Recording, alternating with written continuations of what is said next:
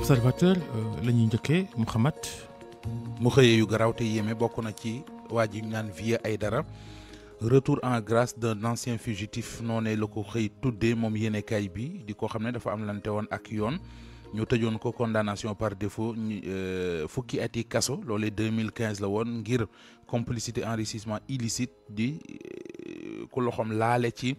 am bu lewul moom Vieux Aïdara ginnaaw bi dégguñu ko mu ñëwaat ak doole ba ñu koy dégg ci yeneen ak dellu sem la l'observateur xëy di jàngat mi ngi ñuy waxit kaso bu Mbuur ak lu doy waar mu di benn prisonnier boo xamante ne ji kon dañ ko yóbboon cellule d'isolement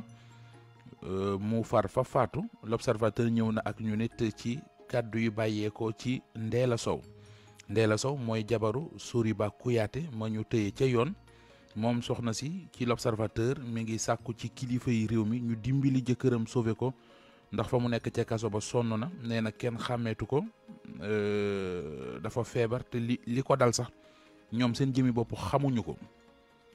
Sud Quotidien ñëw ak ñun ci 15e législature gi ñu war a taxawal nee na assemblée nationale jatu na nepp soccet Diomaye rek lay déglu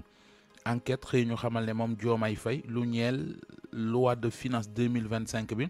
ci njëkkante la ñu toll mu di course contre la montre ngir mën koo teel a def yéenekaay bii di Soleil national dikk ak ñun ci université Assane Seck bu Ziguinchor ak la fa xewoon mu di jàppante journal bi nee nañu tëj nañu ko réew mi Quotidien ñëw ak ñun ci juróom-ñett fukki at yi ñuy fàttalikoo la woon ca Caaroy 44 di jàmbaar yi sox mu mooy maanaam i tirailleur yu ñu fa fitnaal faat lan ñu koy màggal ci réew mi ñu ne woon Emmanuel Macron day ñëw réew mi Quotidien nee nañu Emmanuel Macron ñëwatul maanaam def na faux bond.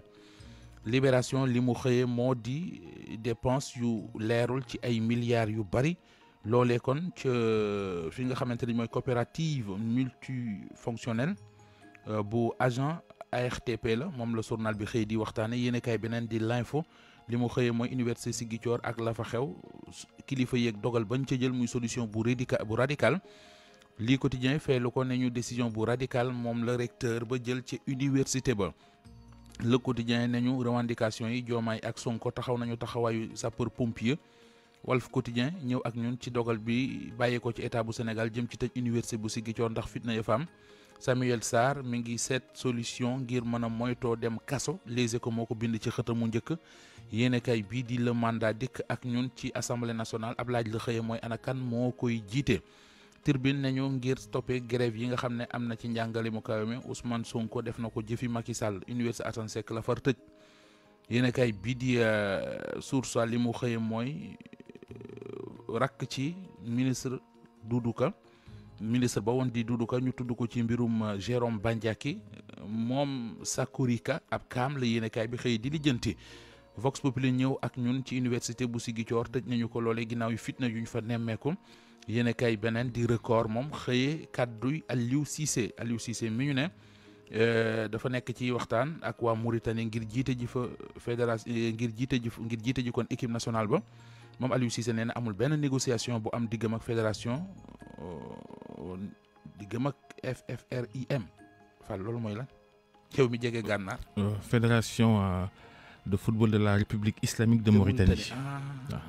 ci yàlla. mu ngoog lu bokk ci gétt gi naan ci mbéw mi. ba ci kanam Mouhamed.